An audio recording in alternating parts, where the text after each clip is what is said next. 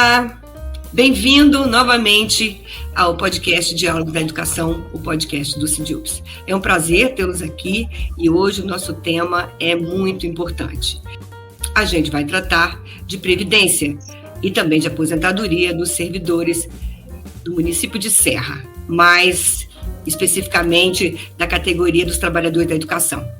Aqui com a gente hoje nós temos dois diretores do Sindiups, que é o Jean Carlos, que é secretário da pasta LGBTQIA+, e também Paulo Loureiro, que é diretor de comunicação, mas é também o coordenador da Rede Serra.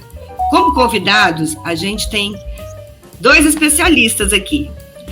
Elaine Lima, que é procuradora em exercício do município, mas ela é diretora do Instituto de Previdência da Serra.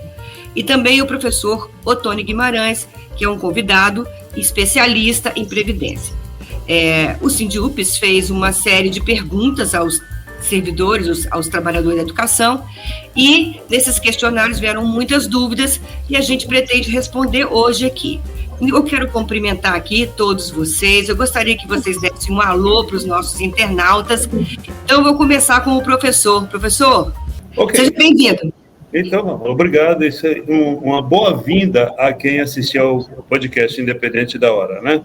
Então, eu sou o Otônio, sou consultor na área de previdência, um estudioso da área há algum tempo, e fui convidado aqui pelo IPS a participar desse podcast, e será um prazer, especialmente se puder realmente trazer alguma colaboração, esclarecimento daquilo que os seus sindicalizados e os professores, especialmente, tiverem as dúvidas que a gente puder ajudar. Elaine, bem-vinda. O IPS agradece o convite, como disse a nossa presidência, o IPS é a casa do servidor e a gente fica feliz, né, de poder esclarecer algumas dúvidas e esperamos alcançar o objetivo desse evento, né, que é realmente esclarecer as dúvidas dos servidores professores da educação. Jean, bem-vindo. Olá, Tânia, olá, pessoal, Paulo, doutora Elaine, doutor Otônio, né?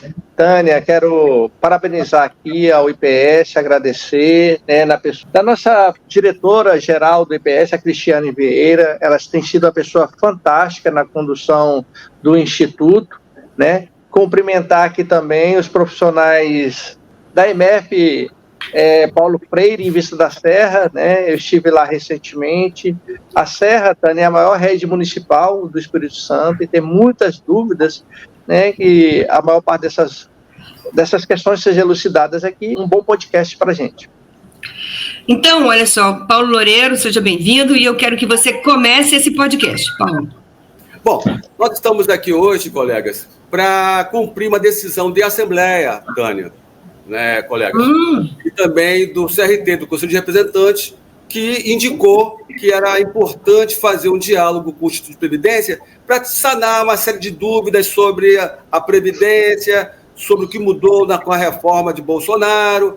Né? Então, é bom lembrar que a direção do sindicato se esforçou, fez o seu papel na hora de fazer a resistência contra a famosa famigerada reforma que o Bolsonaro impôs. Trouxe vários empecilhos e retrocesso aos trabalhadores.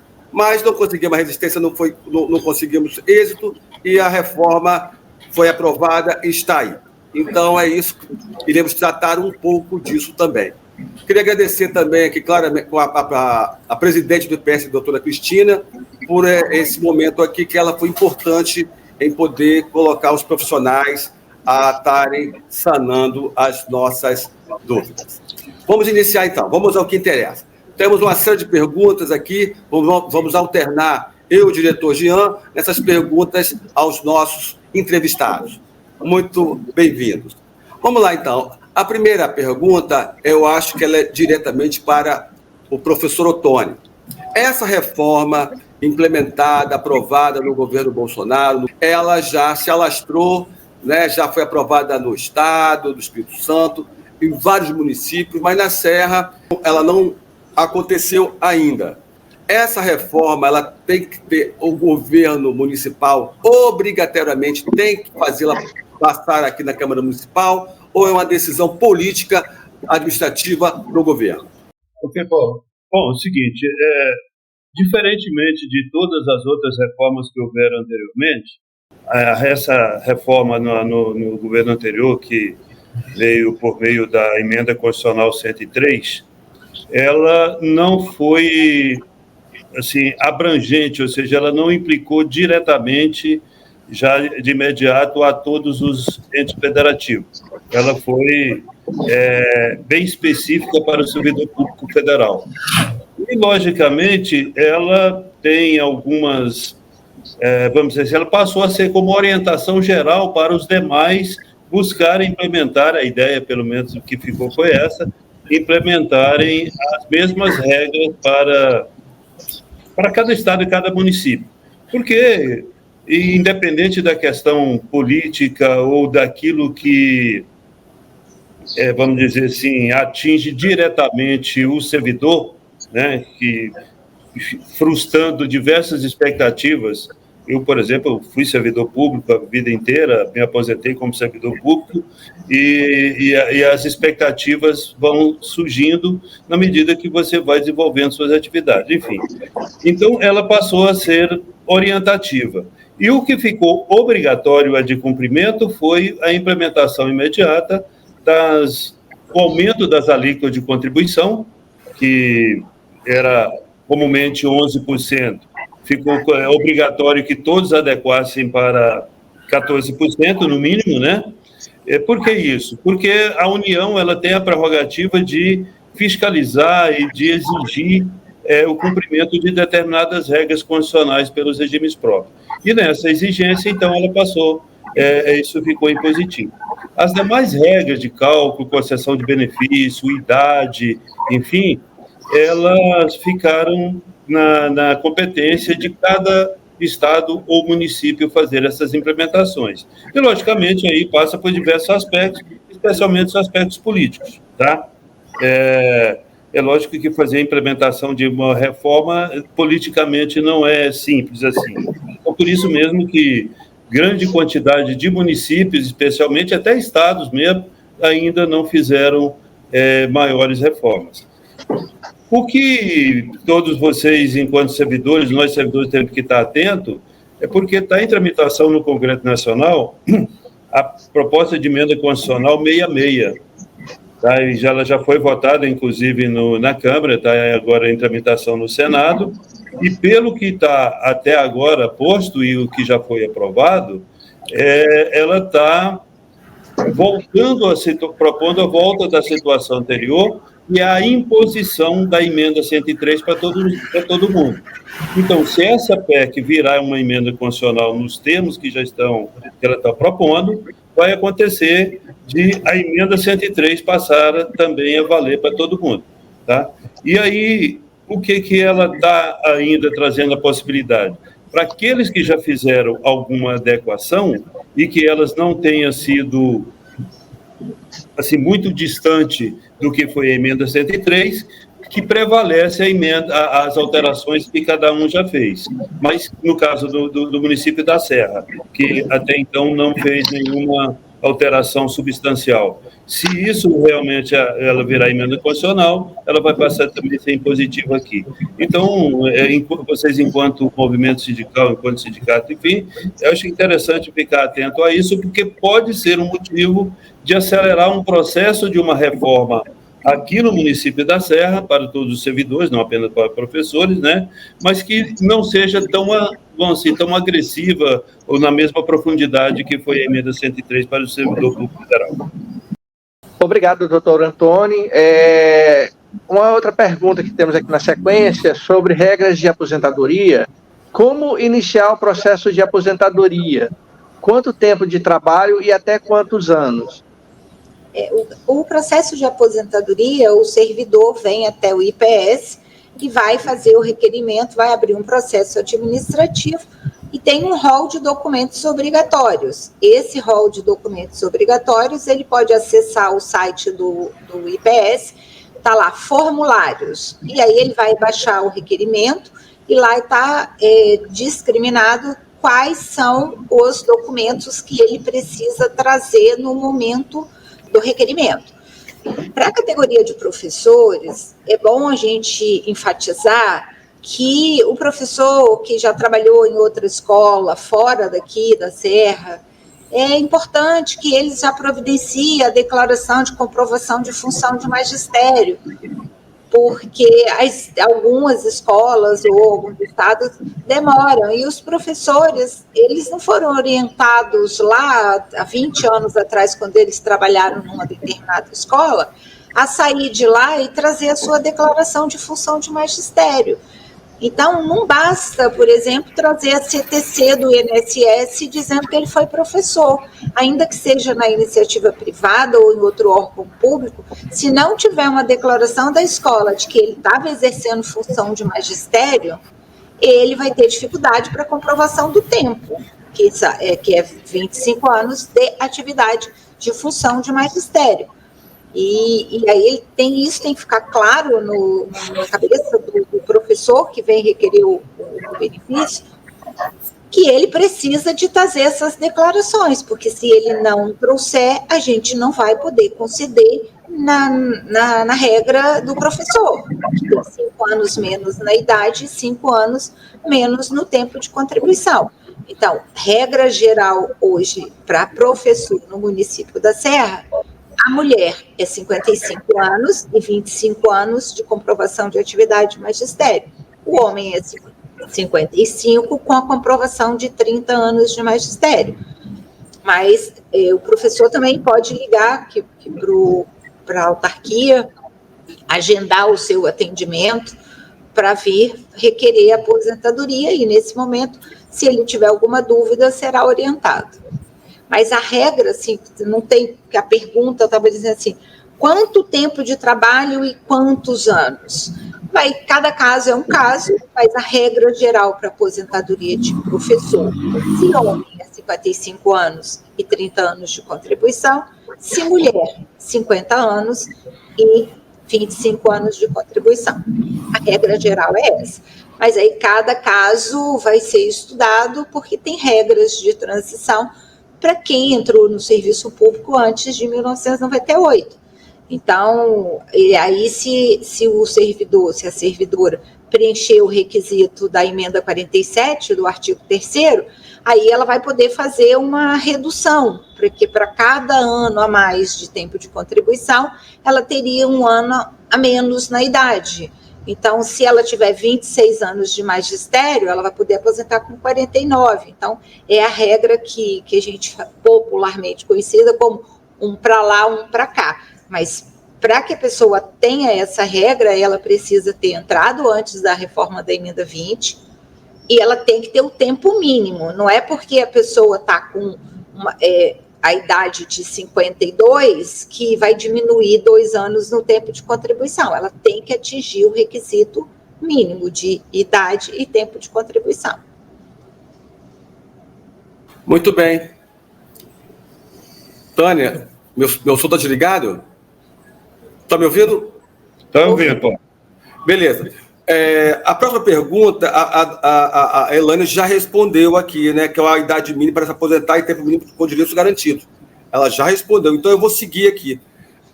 Antes de eu fazer a próxima pergunta, eu queria lembrar aos colegas que enviaram perguntas que alguns enviaram perguntas muito individuais, né, falou de idade, né, então essas perguntas não tem como responder aqui nesse momento. A gente solicita esses colegas, se caso não tenham sido contemplados dessa pergunta, para marcar um horário do sindicato, que é uma questão muito individual, muito própria, que aí o advogado lá no sindicato responde. Vamos seguir então aqui. Próxima pergunta. Com que idade uma pedagoga se aposenta? Elaine, pedagogo, qual é o caso do pedagogo? O pedagogo, ele é especialista na educação. E especialista da educação, o STF já decidiu que ele não pode se aposentar com a regra do magistério. Então, a regra dele é a regra de todos os outros servidores que não está na função de magistério. Existe uma exceção para o professor pedagogo, que é aquele professor que trabalha nas séries de 1ª a 4ª série, ou até mesmo até a 8ª série, que são, em alguns municípios, tem o professor pedagogo que trabalha na sala de aula, inclusive na inclusão social, com os alunos especiais. Então, esse professor pedagogo que está na atividade de função de magistério dentro da unidade de ensino e ali na sala de aula, ele é um caso específico. Então, no caso do pedagogo, tem que ser a partir do caso concreto. Analisando a situação aqui dos pedagogos da Serra, eles fizeram concurso para técnico em pedagogia. E aí, com a lei das diretrizes básicas da educação, não mudou-se, né, no Brasil inteiro essa nomenclatura para professor pedagogo. Mas se ele for só professor pedagogo, especialista na educação, a regra dele é a regra geral dos servidores públicos hoje no município da Serra, que mulher é 55 anos, com 30 anos de contribuição, o homem 60 anos, com 35 anos de contribuição. Eu poderia complementar só uma questão, não é específica da Serra, mas é uma questão conceitual, porque o que tem que estar muito atento é a nomenclatura, quer dizer, o cargo que o servidor ingressou. Para qualquer caracterização de uma atividade de magistério e que ele possa aposentar com essa benesse da redução da idade, ele tem que ter ingressado sendo titular do cargo de professor. Isso é determinante, tá? Porque o professor pedagogo é como se fosse um professor de matemática, um professor de geografia, de português, é o professor em uma especialidade. Então, é determinante que o cargo dele seja de professor. É isso que vai caracterizar o direito a aposentar na atividade de magistério. Qual será a idade mínima e tempo de contribuição? Acho que a gente já falou um pouco sobre isso, mas na sequência vem quais benefícios não teremos mais depois da aposentadoria. Aí é o seguinte, a questão da idade mínima hoje depende da lei de cada um, né? Porque no caso da União ficou estabelecido como regra geral a idade mínima de 65 anos para o homem e 62 para a mulher.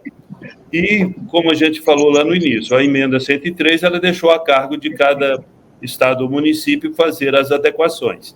Então, no município da Serra, por exemplo, como ainda não foi feita a reforma, a idade mínima é aquela que está prevista na lei aqui, que eram as idades anteriores. 60 anos o homem e 55 a mulher como idade mínima e como regra geral, tá? E aí, então, vai depender da legislação de cada um. Agora, em relação a benefícios depois da aposentadoria, se você pegar o conceito de benefício, não vai ter mais benefício. Uma vez aposentado, é aposentado e não tem outro benefício previdenciário no mesmo regime. Você pode até ter outra aposentadoria em outro regime próprio, e pode gerar uma pensão, pode ter, né, são situações que podem ocorrer, aí é caso a caso. No caso, e aí vai ter que se estudar em relação de pensão, por exemplo, dentro do mesmo regime, da possibilidade, uma vai ter valor reduzido, enfim. Então, tem várias questões que podem ocorrer, mas em termos de benefício mesmo, não. O que vai ter também de alguma coisa diferente para quem já está aposentado, são, por exemplo, as regras de revisão do valor do benefício. Para quem ingressou nas regras da integralidade e paridade, ele vai ter um reajuste eventual na mesma data e proporção que tiveram os servidores de atividade. Aqueles que tiveram a regra de cálculo do benefício, já não mais por integralidade, mas pela média, ele vai ter um reajuste anual por reposição da inflação, a partir de uma lei específica que o município tenha editado. Então, em linhas gerais, é isso, tá? E assim, quando a pessoa fez a pergunta, que ela fala qual benefício não terá mais direito, aí ficou muito em tese e a gente ficou imaginando do que o professor estaria falando. Então, é por isso que qual o benefício especificamente ela está se referindo. Então, é por isso que a gente está falando da regra, ou com paridade ou sem paridade, e a questão de que depois que você se aposenta, se você estiver recebendo alguma pensão, você vai ter que optar pelo benefício mais benéfico e no outro vai ter uma redução proporcional de acordo com o estabelecido no artigo 24 da emenda 103, porque essa situação já se aplica. Doutora, se me permite, muitas vezes os profissionais falam assim, eu me aposentei e tirou o ticket de alimentação, por exemplo, entendeu? É isso mesmo? Isso. O ticket de alimentação, a lei aqui é só para os servidores efetivos. Então, se ele aposenta, ele não vai levar na aposentadoria dele as verbas de caráter transitórios, que ele só recebeu quando ele estava lá no local, aquelas verbas que não são permanentes e que não vai compor a remuneração dele. O ticket de alimentação também ele não leva. Insalubridade, que não é o caso do professor, ele também não leva essa parcela. E aí eles têm algumas situações que não atingem o professor, que refere-se à complementação do salário mínimo, que é na remuneração. Então, assim, tem que olhar o caso concreto. As verbas transitórias ele não vai levar. E tem servidor que acha, por exemplo, que ele está recebendo abono e que quando ele aposenta, ele vai perder. Vai perder porque o abono é uma responsabilidade, né, um direito que ele tem, que é uma compensação que o ente dá para ele por ter atingido o requisito e continuar trabalhando. Então, isso não é uma parcela que ele vai levar nos proventos dele. A próxima pergunta, as perguntas acabam se entrecruzando, né? Se entrelaçando, né? Ela já foi respondida mais ou menos, mas vou fazer a pergunta aqui e queria que vocês falassem um pouco, né? Enquanto a reforma lá da União, do Bolsonaro, não for feita no município, está mantido as mesmas regras que sempre existiram, né? A pergunta é assim: quais foram as mudanças que ocorreram na Previdência? A idade e o tempo, 50, 25 anos, permanecem? Na Serra não houve mudança ainda. Então, assim, a gente tem a emenda 103, que mudou idade, tempo de contribuição, regra de cálculo, mas isso só está sendo aplicado ao servidor público federal e aos estados e os municípios que já adequaram a sua legislação às normas da emenda 103. E só enfatizando o que o professor Ottoni falou, acho que as entidades sindicais e os servidores públicos, eles precisam ficar atentos à PEC 66, que já foi aprovada no Senado e está na Câmara, então, porque ela é votação em 2 turnos. Se a Câmara não fizer nenhuma modificação, e ela já passou na Comissão de Justiça, eles vão aprovar, e aí é obrigatório, você não vai ter outra mudança, você pode piorar, mas se você não pode fazer menos que a 103. Então, a gente tem que estar atento que a oportunidade que o servidor público dos municípios e dos estados que não fizeram reforma ainda é agilizarem as suas reformas, criando umas regras de transição e regras de cálculo e tal, mais benéficas do que nós temos na 103. Então, é essa necessidade, porque vale aqui na Serra o que nós temos na nossa lei. Regra geral, homem 60 e 35, mulher 55 e 30. A categoria do magistério tem uma redução de 5 anos na idade e 5 anos no tempo de contribuição. É o que está valendo hoje para nós. Uma próxima pergunta aqui, doutores. A profissional da educação disse o seguinte: quero saber se a Serra irá manter a lei especial de aposentadoria com 50 anos. Penso que o professor precisa... Aí ela tece um comentário, né? Penso que o professor precisa da manutenção dessa lei, pois é uma carreira insalubre, principalmente na educação infantil. Eu vou pedir o professor para responder, porque toda regra de aposentadoria ou qualquer hipótese que seja construída numa alteração de legislação, ela tem umas regras a serem seguidas do equilíbrio atuarial. Então, eu vou pedir o professor para responder. Primeira coisa, vale a pena, a atitude pedagógico, digamos assim, explicar uma terminologia que ela utilizou, que a atividade de professor, em que pese ser uma atividade desgastante, é exatamente por isso que ela tem um tratamento especial na Constituição, de poder antecipar a idade da aposentadoria, mas não é uma atividade tecnicamente insalubre, tá? A insalubridade pressupõe outras questões, que é a disposição física da pessoa a agentes nocivos, quer seja químico, físico, biológico, e pelo que eu sei, eu sou professor, fui professor por tantos anos, tínhamos lá a discussão do pós-giz, hoje nem pós-giz praticamente tem mais para ser considerado. Professor, né? Deixa eu interromper. Todo professor estaria recebendo o adicional de insalubridade. Exatamente, então não é esse o caso. É uma atividade desgastante, a gente sabe, estafante, tem tudo, uma série de questões aí que possa ser considerada, né? Em termos de legislação, e aí não especificamente da Serra, acho que é por isso que a doutora Elaine pede para eu responder, quando se vai fazer um estudo e que, vamos dizer assim, que viabilize a adequação das regras, que eu vou falar aqui, assim, customizadas para a situação de cada município, ela tem que levar em conta uma série de considerações.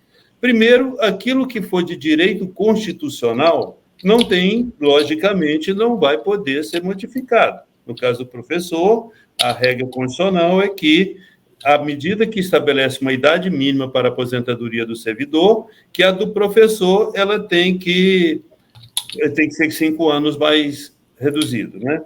Ok. Agora, qualquer outra, tanto para professor quanto para outra situação que pudesse ser melhor, vamos dizer assim, adequada à situação de cada município, tem que passar por um estudo em que aquele plano de benefício seja viável, ele seja sustentável, porque a Constituição, artigo 40, exige que seja cumprido o equilíbrio financeiro e editorial. O que significa? Se eu estabeleço despesa para o Tesouro pagar, para o regime pagar, eu tenho que estabelecer a fonte de financiamento. Então, toda e qualquer medida que vier favorecer mais o benefício, logicamente, vai requerer maior vinculação de recursos também para pagamento. E lembrando que o município, assim como todos os outros entes, tem que cumprir, inclusive, limite de despesa com o pessoal. Então, muitas vezes, algumas situações que, a depender do custo que representar o regime próprio, pode, inclusive, impedir que o próprio servidor tenha revisão de salarial, enfim. Então, é uma questão bastante complexa para ser concluído. Agora, como eu volto a dizer, aquilo que é constitucional, logicamente, não vai poder ser modificado. Ok. Como eu já falei aqui, as perguntas acabam voltando, né? Eu vou fazer a pergunta tal qual ela foi formulada, mas eu acho que aquilo que o professor falou ainda há pouco, sobre paridade e integralidade. Vamos reforçar esse conceito. A pergunta é assim: por que o salário não é integral com o valor que recebemos na época que aposentamos? Por que o desconto em cima do que conquistamos ao longo do tempo? Progressão, quinquênio, etc.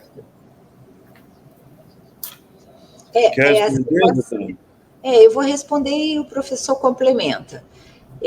Quem foi admitido no serviço público até 31/12/2003 está na regra da transição da emenda 47.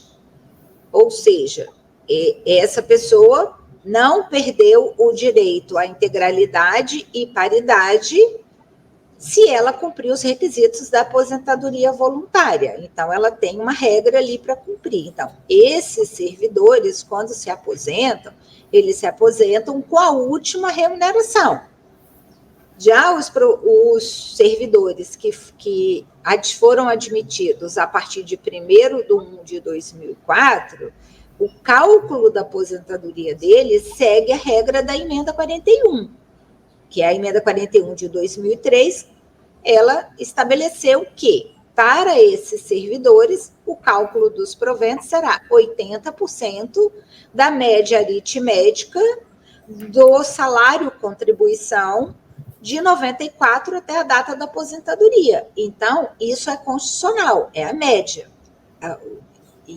E a reforma nunca faz reforma, essas reformas do governo federal nunca foram para beneficiar o servidor, porque ainda tem lá uma pegadinha. Se a média ficar maior que a última remuneração, ele não tem direito de levar a média, ele vai levar a última remuneração, que está lá no parágrafo 2º do artigo 40. Então, não é que quando se aposenta você tira benefícios e reduz remuneração.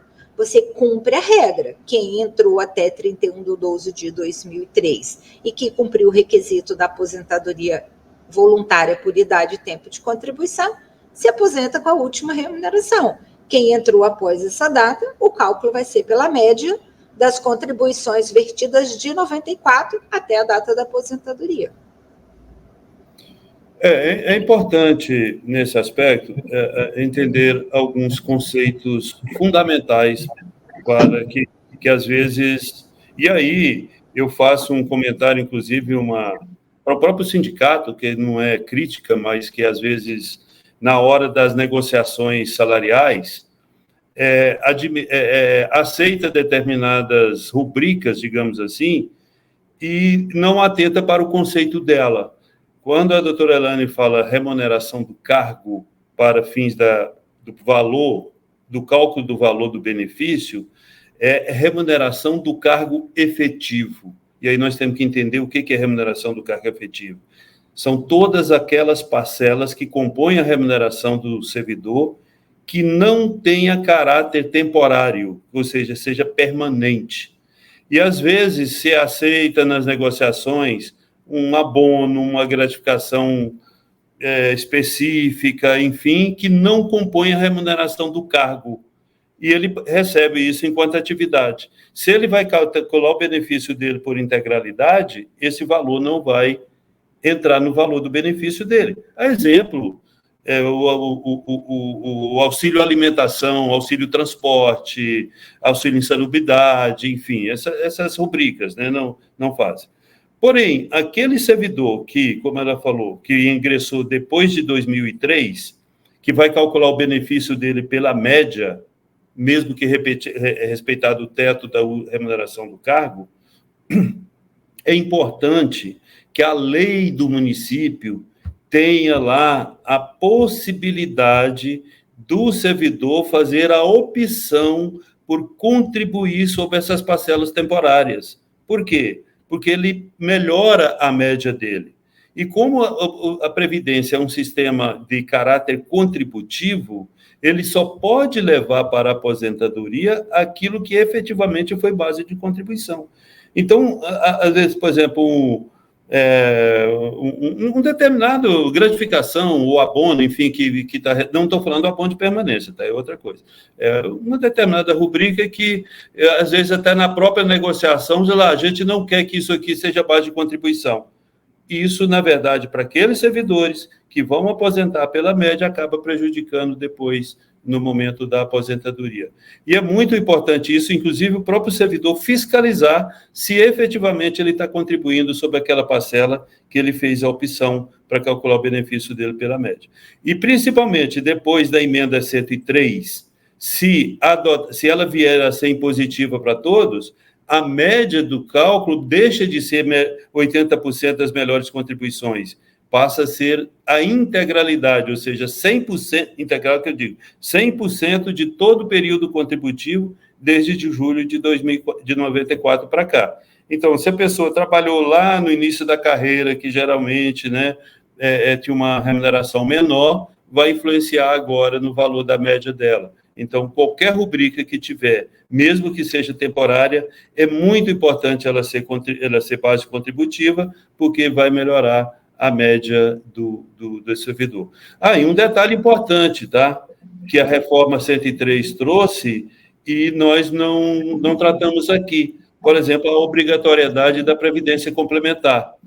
Quem ingressar depois da previdência complementar, independente de categoria for, vai ter o valor do benefício na aposentadoria limitado ao teto do regime geral, que hoje é de R$ 7.786,02. Então, aí tem um outro detalhe ainda que nos servidores que forem ingressando daqui para frente, tem que ter essa preocupação também, independentemente de ter feito a reforma, tá? Isso é obrigatório.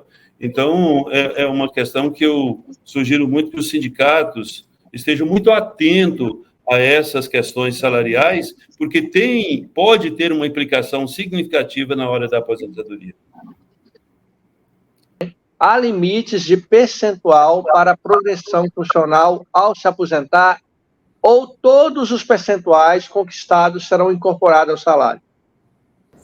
Eles estão lá no Estatuto do Magistério, no Estatuto do Servidor Público. Isso são verbas ou rúbricas que são lá quando está na ativa, não é na aposentadoria que vai ter o limite do que ele pode levar, está lá no Estatuto. Então, essa é uma pergunta que talvez o sindicato e os servidores devam fazer nos seus próprios RH, né, do RH da educação ou no RH lá da prefeitura. Mas quando vem do professor da Serra essa pergunta do limite da progressão, aí eu imagino que mais à frente tem uma pergunta sobre isso, porque na Serra tem aqueles casos que o professor não conhece, que ele não é daqui. Então, são as ações, né, da progressão judicial em que o município teve que cumprir lá atrás, e em um determinado momento ele tinha que cumprir uma decisão judicial sob pena de multa. E ele não calculou individualmente o direito de cada professor. Então, esse professor está lá na sentença da execução que o cálculo seria feito posteriormente. Então, alguns professores que receberam 9% naquela liminar, tem professores que entraram em 2002 e receberam 9% em 2003. Então, não foi o IPS que está cortando. O Tribunal de Contas identificou, a gente devolveu ao município e essas pessoas estão tendo que fazer a recontagem como prometido lá na execução. Quem entrou na justiça, se consegue, a gente cumpre. Mas aí é feito o recálculo, né? E aí o professor não devolve nada do que ele recebeu equivocadamente desde 2013 para cá, eu não me lembro a data, e aí ele se aposenta com aquilo que ele deveria mesmo ter direito, mas não é por limite de percentual de progressão. Foi um cumprimento geral, sem considerar cada caso. E o município criou uma comissão para avaliar cada caso. Então, só há redução nesse percentual de progressão daquele que efetivamente não tinha direito.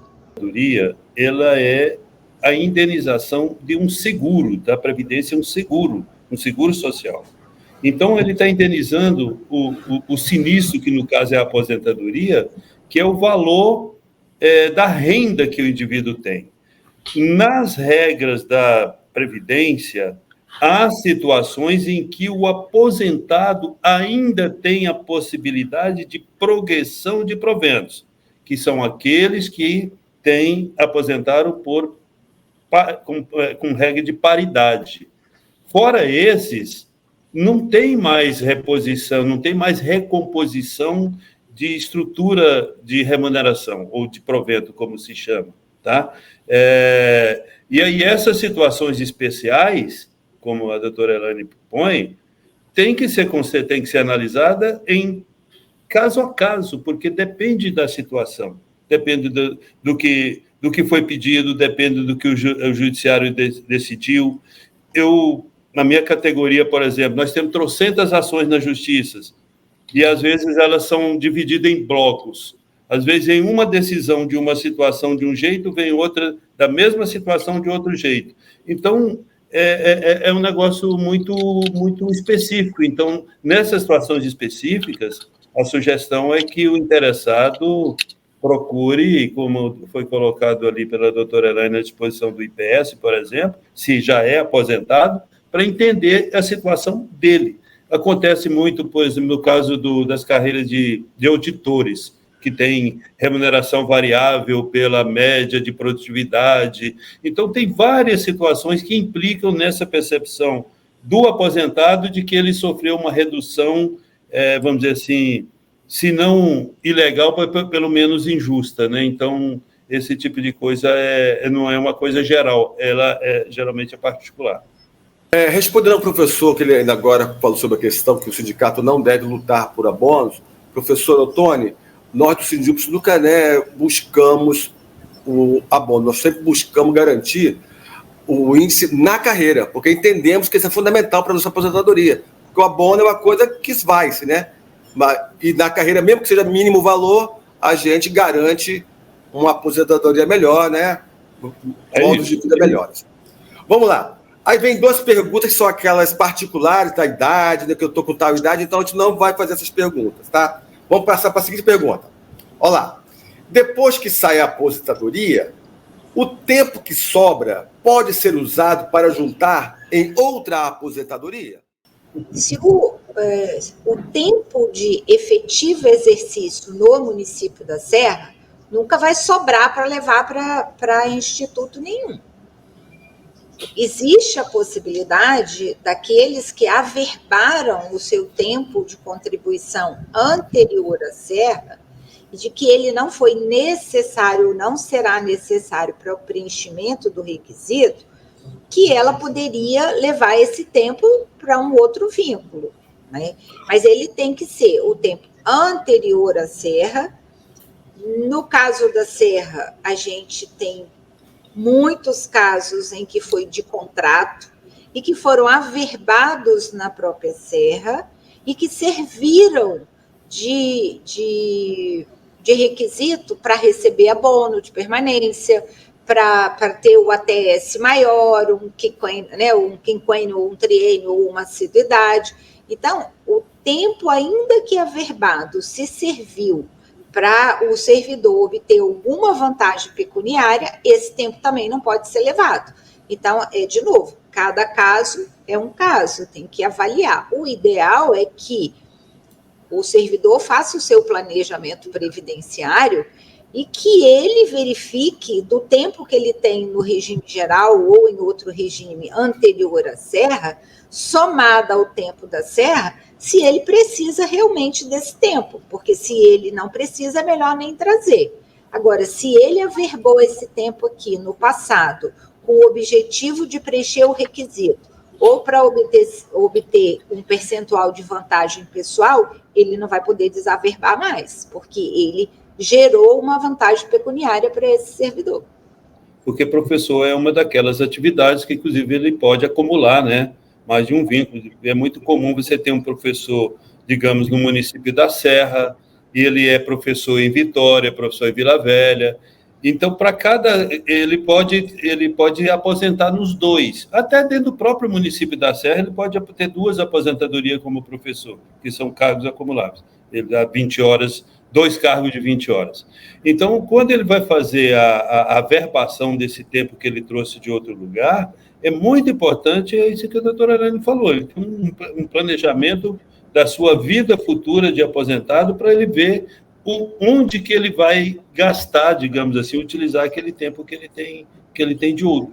Porque há situações que ele pode até estar, vamos dizer assim, não jogando fora o tempo, mas quer dizer, não se beneficiando de um tempo de contribuição que ele teve em outro lugar. A pessoa pensa no... E não é...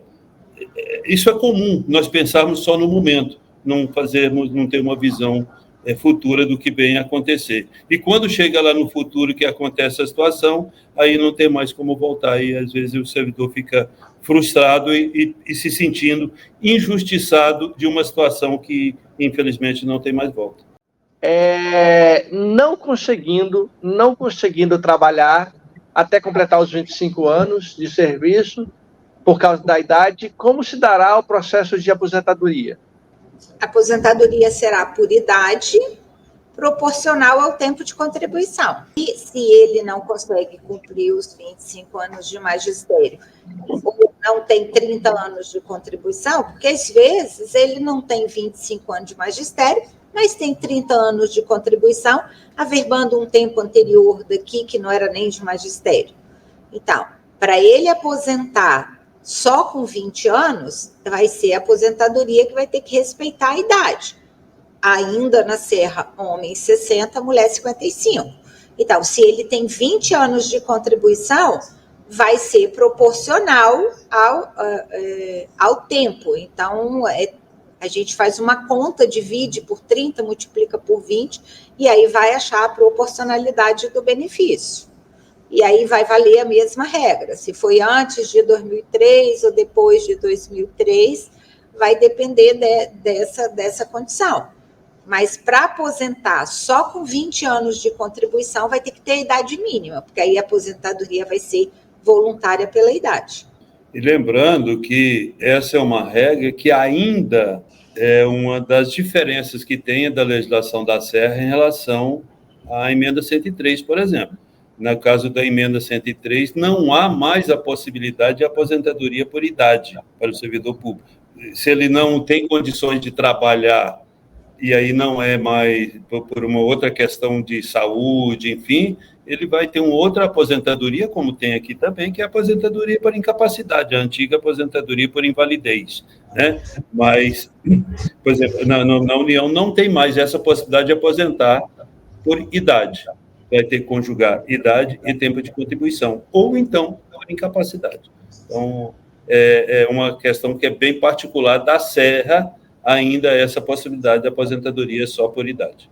Tem também, né, a compulsória, aos 75 anos, né? Sim, não é falando, mas compulsória, porque compulsória é compulsória, né? Não há o que discutir. Não, eu acho que a pessoa perguntou isso, né? Vamos supor que ela fez o concurso por 50. Aí, entendeu? Ela não vai conseguir cumprir o tempo todo, né? Ela tem só 20 anos. Compulsória não tem jeito. Mas aí cai na regra, né, da proporcionalidade. Compulsória não tem o que discutir, porque chegou... É o presente de aniversário de 75 anos é a aposentadoria. Ou o castigo de aniversário, dependendo da situação nessa aí, né? Então, não tem mais como trabalhar um dia a mais depois do aniversário. Tem uma característica que deve ser observada. Não adianta a pessoa não querer se aposentar, achar que ela vai ficar mais 2, 3 meses para completar mais um decênio, mais um quinquênio, ou porque vai melhorar o salário. Fez 75 anos, no outro dia, ainda que ela continue lá teimando e não querendo vir, é uma aposentadoria expulsória. De ofício, né? Compulsória, o nome, né? Compulsória. Vai parar de contar tempo de contribuição e qualquer outra situação no dia que completa 75 anos. Aí vem umas perguntinhas aqui que são de ordem pessoal, que a gente vai, né, já falamos que não iremos ler aqui, né? Os colegas devem procurar o jurídico do sindicato. Quem não é filiado, se filie, ligue, marque horário com o advogado, tá? Vamos lá, a pergunta é a seguinte. Estou perto de me aposentar e fiquei sabendo que tenho que pagar, devolver aos cofres públicos um valor indevido recebido, o qual não me foi informado anteriormente e que ainda continuo pagando. Por que não paro de pagar, se é indevido? E por que já não posso fazer um acordo para ir pagando? Olha, eu analisei essa pergunta, mas eu não conheço nenhum caso de que alguém esteja devolvendo o pagamento indevido. O que a gente conhece... Eu acho que você citou o caso de um pagamento judicial. Um pagamento judicial que está no contra-cheque e quando vai aposentar, tem que pagar o retiro. A questão que existe é a questão que o sindicato conhece, é uma verba que os professores têm, que chama decisão judicial. E essa decisão judicial que obteve essa vantagem, que está escrito decisão judicial, o período de agosto de... Deixa eu olhar aqui, que eu até anotei o período para vocês. É referente a um período que não houve contribuição, de agosto de 2015 a agosto de 2017, que tem essa decisão judicial, que para a pessoa levar isso no provento dela, ela tem que pagar a contribuição desse período. E também tem o caso daquelas pessoas que também ganharam judicialmente o direito de ter incorporado a extensão de carga horária. São pessoas específicas, mas se não contribuiu, tem que contribuir. Então, eu só conheço esses 2 casos, porque eu não conheço nenhum outro caso, talvez a pergunta devesse também ser feita lá no município. Mas, assim, hipoteticamente falando, em tese, se você, nesses casos da decisão judicial ou de qualquer outra verba que a pessoa tem que contribuir, ela não precisa esperar o dia da aposentadoria para vir aqui contribuir. Ela já sabe que quem tem a verba de decisão judicial tem que pagar essa contribuição de 2015 a 2017 e ela já pode vir no IPS, pedir para calcular e pagar. Ela não precisa ficar esperando o dia da aposentadoria dela para vir pagar. Se para ela vai ser melhor, na organização financeira dela, saber que ela tem que pagar e parcelar isso, aí é a opção do servidor. O que acontece é que o servidor está deixando para vir no dia da aposentadoria. Aí, quando faz o provento, viu que tirou aquela rúbrica. Mas por que tirou? Porque você tem que pagar. Então, se a pessoa recebe isso no contra-cheque dela e está lá e ela já sabe que tem que pagar, procura antes, negocie, comece a pagar parcelado, porque aí no dia da aposentadoria, no momento da concessão, não vai precisar de pagar. A profissional, né, o profissional fez o segundo questionamento. Na verdade, já me aposentei. Porque quando fui me aposentar, tive que pagar a PMS Serra, a prefeitura, né, R$7.000. Isso ainda está acontecendo? Achei o maior absurdo essa cobrança. É a mesma resposta anterior. Provavelmente esse valor é decorrente dessas 2 rúbricas, que é específico da educação. Uma que chama decisão judicial, que está lá no contra-cheque, ela vai poder olhar, ou extensão de carga horária. Então, eu não sei de que valor ela está falando, mas essas 2 só vai levar se pagar. Inclusive, independente se é a última remuneração ou se é média, se não pagar, não vai compor a média. Então, cada caso é um caso. A Lei 173/2020 trava o tempo para aposentadoria? Não. O tempo de contribuição, o tempo de aposentadoria não é tempo de serviço, é tempo de contribuição. E durante a pandemia, a pessoa continuou contribuindo. O que a Lei 173 vetou, e que ela foi considerada constitucional pelo STF, não adianta a gente se insurgir, mesmo que ache que é injusto, porque o professor trabalhou, ele não estava parado, é uma decisão do governo federal, do governo de Bolsonaro, com o STF, que já disse que é constitucional. Então, o que parou de contar? Parou de contar o tempo ali, ficou suspenso do dia 27 de maio de 2020 até 31 de dezembro de 2021, se a pessoa faltava 3 meses para completar um quinquênio ou uma assiduidade, qualquer vantagem pessoal, exceto a aposentadoria, que o tempo continuou, ela suspendeu ali, não interrompeu, porque existe uma diferença entre suspender e interromper. Interromper começa de novo, suspender começa a contar de onde parou. Então, os servidores, exceto saúde e segurança, tiveram uma interrupção na contagem do tempo de 27 de maio de 2020 até 31/12 de 2021, na contagem do tempo para fins de concessão de vantagens pessoais. E é uma situação que nem o sindicato pode fazer nada, nem o município pode fazer nada, porque foi uma lei complementar do governo federal e que foi considerada constitucional pelo STF. Então, é de gente que não tem o que fazer neste momento. Inclusive, muitos tribunais de contas têm posicionado em relação a isso, porque, eventualmente, as situações têm chegado nos tribunais de contas, e realmente é o que tem que considerar, né? A doutora Elaine falou a palavra incorporação, né? Tempo de serviço, enfim. Todos atentarem para um detalhe que veio da lei, também da emenda 103, é que, a partir de 13 de novembro de 2019, ficou proibido a incorporação de parcelas temporárias à remuneração do cargo efetivo, né? Exceto para cálculo do benefício pela média, que é efeito de cálculo da média, que é da base de cálculo. Então, algumas situações também isso vale, certamente o sindicato está atento a isso, em relação a negociações, enfim, esse aspecto também da emenda 103, que, na verdade, no primeiro momento não diz respeito ao benefício, mas pode trazer consequências futuras para isso. Só ressaltar que sobre essa lei complementar 173, né, nós, enquanto CNTE, foi das entidades que entramos na Justiça em agosto de 2020, questionando no Supremo essa medida do governo federal. Infelizmente, a gente não obteve êxito. Só para efeitos de registro mesmo. Eu acho que é uma forma injusta, mas é constitucional fazer o quê? Sobre a decisão do Supremo, esse posicionamento do Supremo na constitucionalidade ou não, partiu da ação mesmo de vocês, que serviu para a repercussão geral.